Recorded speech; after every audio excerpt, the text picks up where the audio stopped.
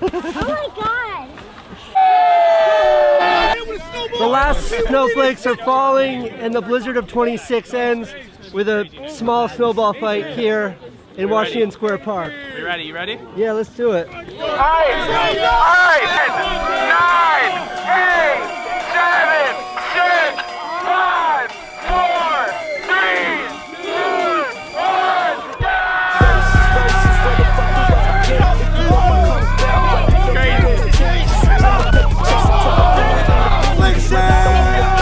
Got more breaking news tonight related to the blizzard. A tense scene this afternoon when several New York City police officers were injured when they were pelted with chunks of snow in Washington Square Park.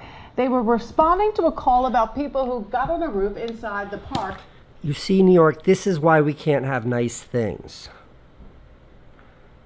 Great blizzard, though. Otherwise, great blizzard.